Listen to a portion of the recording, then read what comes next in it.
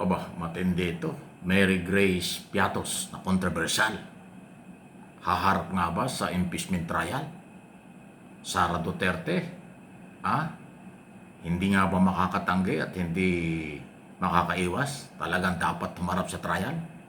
Kasi ngayon ang sinasabi ng defense team, lalo na si Attorney Michael Poa, na siyang spokesman ng defense team, abogado ni Sara Duterte, haharap daw kung kinakailangan. Sige nga, pakinggan natin itong kanyang paliwanag at itong report na ito. Kailangan talagang makilala sino-sino nga ba. Duterte to personally attend her impeachment trial. Kung kinakailangan, hindi ko pa masabi sa yung Yes, exact po. circumstance. It will be part of the legal strategy, which obviously we will not disclose.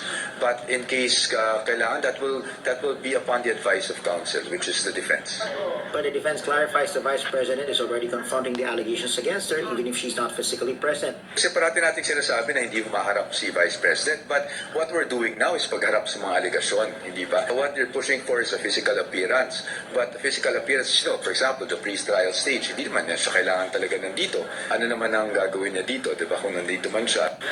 The defense is ready to cross-examine prosecution witnesses, including former overall Deputy Ombudsman Melchor Carandang and Mary Grace Piatos. Mary Grace Piatos was among the alleged recipients of the confidential funds from the Office of the Vice President in 2022. But the Philippine Statistics Authority has said it has no birth record of anyone with that name.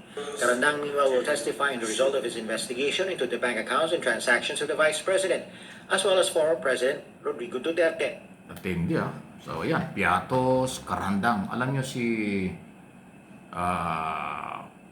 ano ba yan? Overall Deputy Ombudsman Attorney Melchor Carandang. Yan po ay sinibak, tinanggal ni dating Pangulong Duterte sa ombudsman nung panahon ni Duterte. Dahil ito yung nag-imbestiga doon sa di umano ay mga kayamanan ng mga Duterte. Pero sa halip na kilalanin yung investigasyon ng ombudsman, tinanggal itong ombudsman na ito. Pero lumaban ito hanggang makarating sa Korte Suprema. Kamakailan lang, 2 months ago lang, nagdesisyon ng Supreme Court. Walang jurisdiksyon ang Malacanang. Walang jurisdiksyon kapangyarihan ng Pangulo nung panahong yon natanggalin si Overall Deputy Ombudsman Carandang. Kaya may utos pa ang Korte Suprema na ibigay ang lahat ng benepisyo, sweldo, allowance, at lahat ng para kay Carandang sa panahong illegal itong tinanggal ng Pangulo Duterte ng panahon. Ayun po ang Supreme Court decision. Madalit sabi, naharas ng Office of the President si Carandang. Ginamit ang impluensyang tanggalin ito na wala naman palang kapangyarihan ng Pangulong tanggalin ang Deputy Ombudsman, Overall Deputy Ombudsman. So ngayon, ito yung isa sa mga pwedeng maging testigo. Wow! Ayan po ang maraming alam tungkol sa di umano'y mga kayamanan ng mga Duterte na panahon yun. Yung mga yung kanyang resulta ng investigasyon, kanyang isinumite doon sa dating ombudsman, hindi po ginalaw, natakot, or hindi ko alam kung bakit. Hindi po itinulak, hindi kinasuhan, hindi po nila pinansin, binaliwala yung Carandang report diyan sa mga anomalyang yang umano ng mga Duterte. Ang Malacanang lang ang kumilos, ginamit yung kapangyarihan na si Baking, tanggalin si Carandang. Yun naman pala'y illegal. Hindi po natakot yung mama. Lumaban po na sa hanggang sa legal, lahat ng legal na pamamaraan. Dahil magaling pong abogado yun si Carandang. Nakarating sa Court of Appeals, tapos nakarating ng Supreme Court, ayun, kinatigan ngayon. Panalo siya. Maibibigay pa ang kanyang mga benepisyo. At yan po isa sa mga pwedeng gawing testigo ng prosecution team, dahil dun sa ill-gotten wealth ng ni Sara Duterte. Kasi mga Duterte, kayamanan ng mga Duterte, yung inimbestigahan ni Deputy Ombudsman Carandang. Ayun po ang issue. So, matindi talaga ito. Ganun pa man. Okay?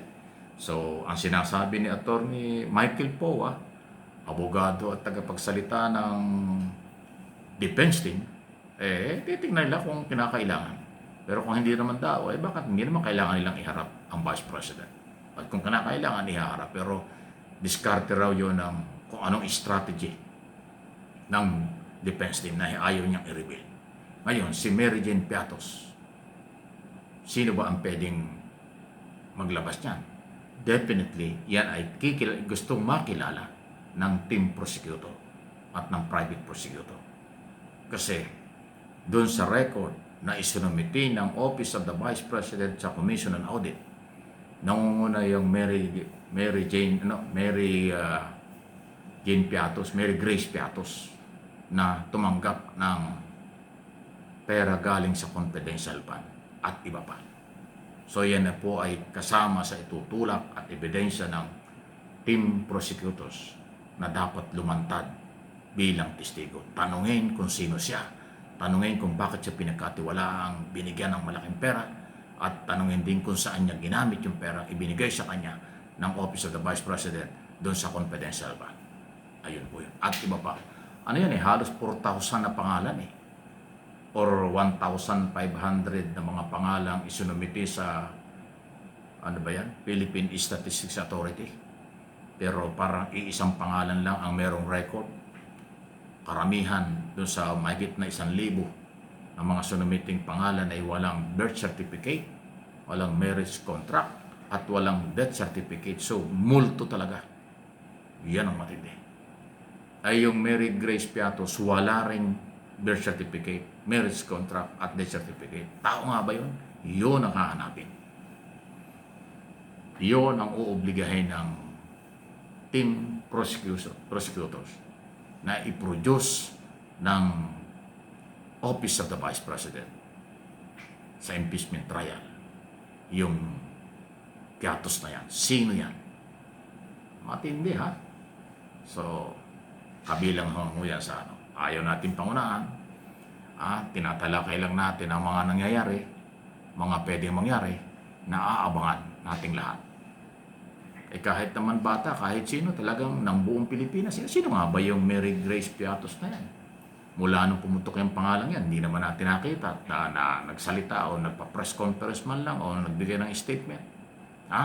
Meron nga nagsasabi, baka yan si Sara Inday Duterte. Baka si Inday Sara Duterte yung Mary Grace Piatos. Sabay, hindi natin alam. Speculation yun. Kung itatanong at pipilitin sa impeachment court na iharap yan ay dapat i-produce ng Vice President. Pag hindi na i-produce yung mga taong yan, malamang multo talaga. Delikado. Pag hindi na i-produce, lalong magpapatibay na merong anomalya, na merong korupsyon sa confidential fund. Yan po yung aking interpretation at opinion sa issue niya.